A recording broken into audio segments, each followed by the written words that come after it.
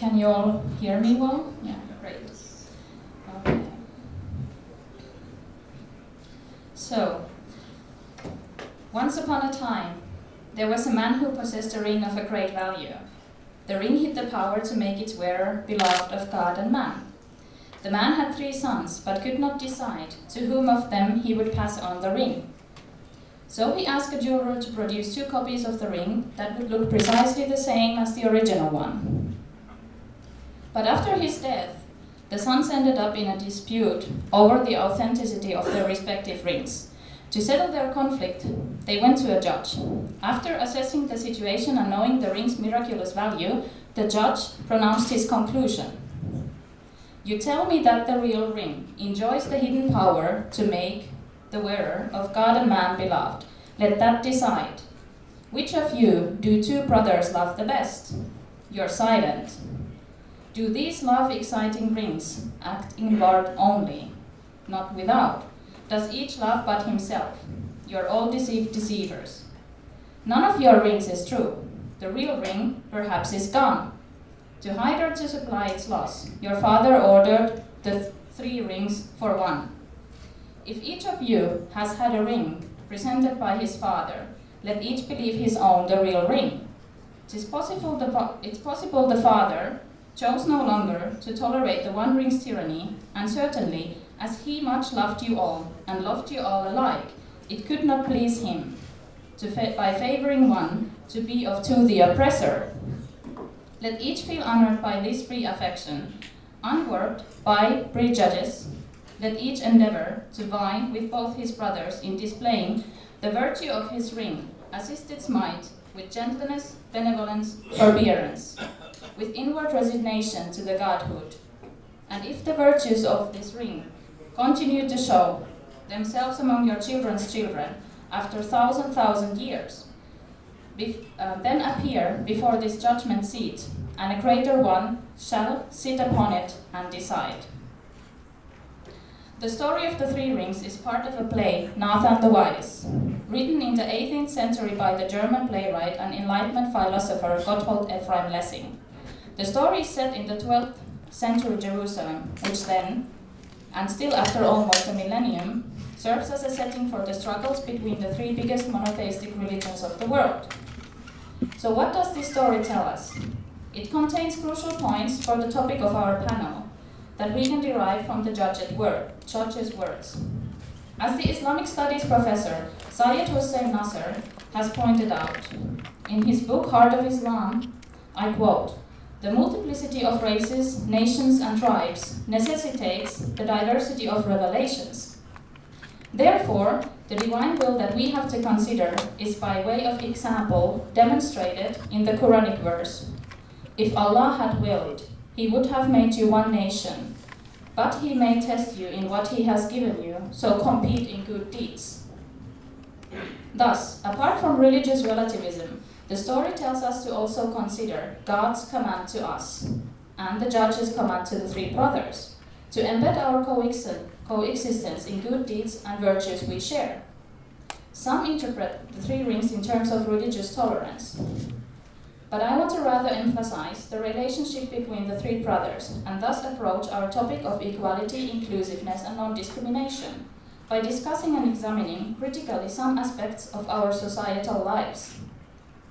As I seek an answer to the question, what is it that drives us to disregard the mutual respect, the mutual bonds we have with our fellow humans, but to otherize them as our opposition? I will draw examples from the relationships between Muslims and non-Muslims, and also tackle issues of identity and culture. Bishop Rowan D. Williams noted in his speech, I quote, "Christianity and Islam, and indeed Judaism as well, are part of a long family quarrel within the family of the children of Abraham. It can be bitter at times, but as with family quarrels, there remains a great deal of territory that you still occupy together in the house.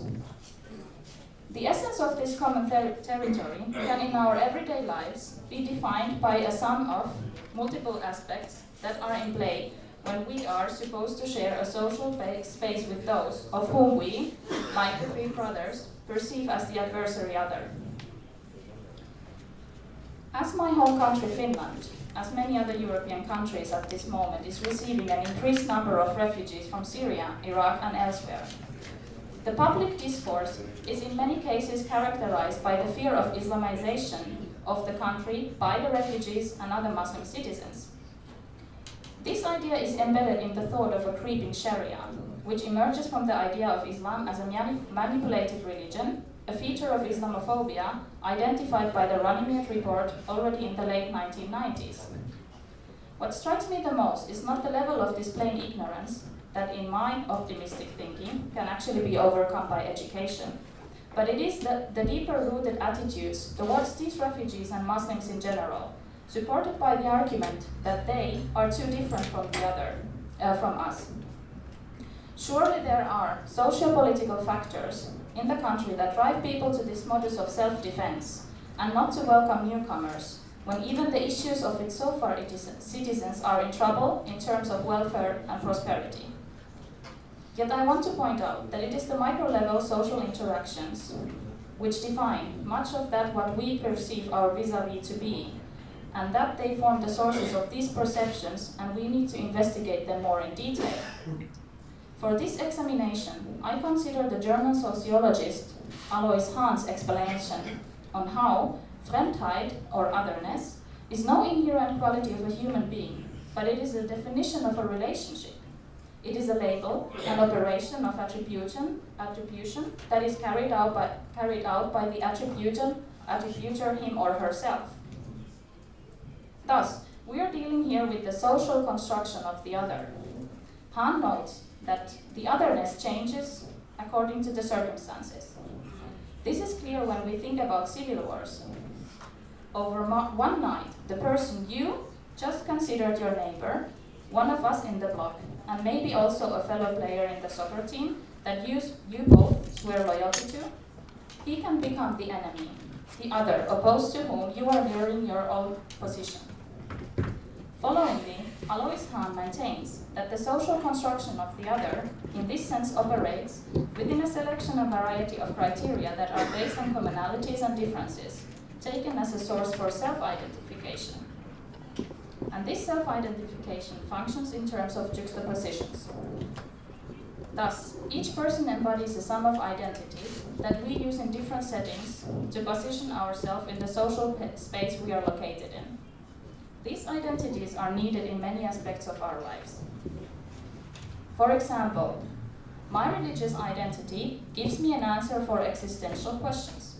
And as the liberal thinker Will Kimlicka has argued, in the case of multicultural citizenship, national identities serve as a fundamental focus of identification since they offer a strong sense of belonging. So in these post-normal times we live in, surrounded by uncertainties, my national identity gives me a sense of stability. Yet the problem for the discussion about inclusiveness and non-discrimination of Muslims in European societies lies in the modus operandi in the social construction of the other, or self-identification. This becomes detrimental when its dynamics are inflexible and unidirectional.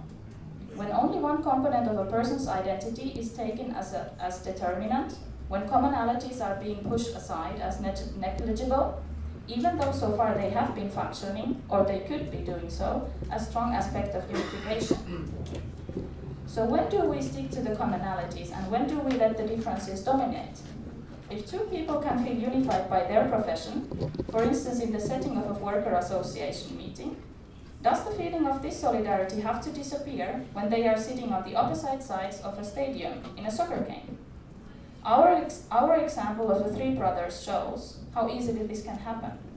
Their obsession with the authenticity of their rings drove them to disregard even one of the strongest bonds humans can have, brotherhood by blood.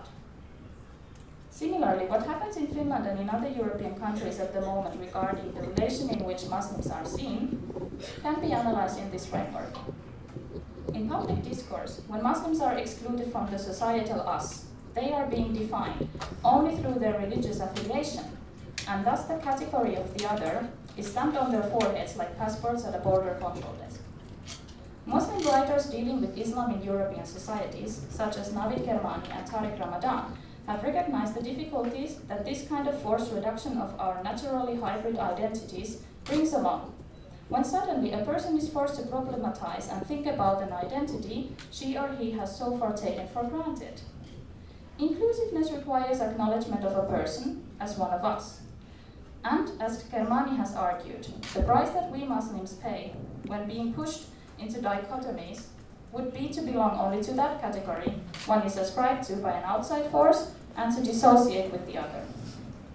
So definitions shape the world we live in, but it is eminent to understand that more dangerous than definitions, it is the power to define. As I noted before, our identities are hybrid, and very rarely they work isolated from each other. So if I was to be labeled as the other only by my Muslimness, I would object to that. I object, firstly, because I will not do the favor for the attributors and be defined only by my Muslimness, because then it would be too easy to exclude me from the Finnish us, as being the other. Secondly, to define a person only in terms of a single identity, it cannot and it will not tell everything about a person. So if anyone should see me only as a Muslim, he most probably would not find out or even regard that I'm a fan of metal music, I would describe myself as a nature lover, and that my family stems, as is the case with many other Finns, from the eastern part of Finland, Karelia. All of this and many other things is for me what makes me a Finn. And yes, at the same time, I am a Muslim. So it is crucial to note that different dimensions of my persona and our personas do not contradict the others. When the discourse circulates around the question whether or not Islam and Muslims are compatible with the Finnish culture, I then wonder, what kind of a Finnish culture are we talking about? Is it the citizenship as such, which is easily proven for the most? Is it supporting the Finnish national teams in ski jumping and ice hockey? Is it the black rye bread that we miss while being abroad? Is it the midsummer night that we celebrate? Is it our Kramppi mentality? Or is it maybe the Finnish sauna? I also wonder about which Islam and who the Muslims are we talking about. Islam, as any other religions, is not a monolith or an isolated entity from its surroundings. It has been, and it is, constantly in contact with the local cultures. And Muslims? Well, we just need to look at the many Muslim personalities we encounter in this conference, and we will see how diverse we are. So when it comes to the integration of the Muslims in the Finnish or other European societies, we can consider what the former Grand Mufti of Bosnia-Herzegovina, Mustafa Ceric, in his speech about the Muslim social contract, advocated about the integrative role of Muslims in Europe. The Muslims should not be passive bystanders and watch the world go by, but actively participate in the affairs of our respective societies. This is because we are firstly bound by God's covenant to balance the transcendental and the present, but also we are subjects of the society in the sense of a social contract. It is right that in the realm of the covenant, the fundamental pillars of our religion are non-negotiable. Yet, the confession, the prayer, the mandatory charity, the pilgrimage to Mecca, and fasting in Ramadan, these are hardly in conflict with being included when it comes to the matters of the society. And what remains of our religious practices to decide upon ourselves, our inner faith, our relationship with the Creator, leaves room for individual choices and creates this diversity we witness. So while being Muslims, we can still participate in the society, and we do. For instance, we contribute to the intellect at the universities, we participate in the politics, we go to the military service, we push the country's economy and science forward, run restaurants serving international cuisine, pay taxes as we work, as nurses, and so forth. However, even though we try, and we do try hard, we are just not quite there yet. So this is at least what the discourse lets us feel. We are not part of the societal or the cultural bus. What else is there then to do? When are we in that space and time when the Muslim citizen is acknowledged as being equal to the non-Muslim one? When does the social construction of the other, in this respect, finally end? For that, I cannot provide an ultimate answer. But at least for the purpose of this G20 Interfaith Summit, as we are gathered here with a diversity in terms of our cultural and religious backgrounds, I challenge all of you, dear participants of this conference, to encounter the people you will discuss here with through an open mind. Do not see each other based on oppositions, the differences you have in terms of your identities, be it then your sex, your religion, your ethnicity, academic positions, or something else. Rather, go for a quest after the commonalities, the territory you share, and what is important to you. That's what brings you together in mutual understanding of your interests, of your beliefs and goals, and create a feeling of solidarity. For this, let us be us. Thank you.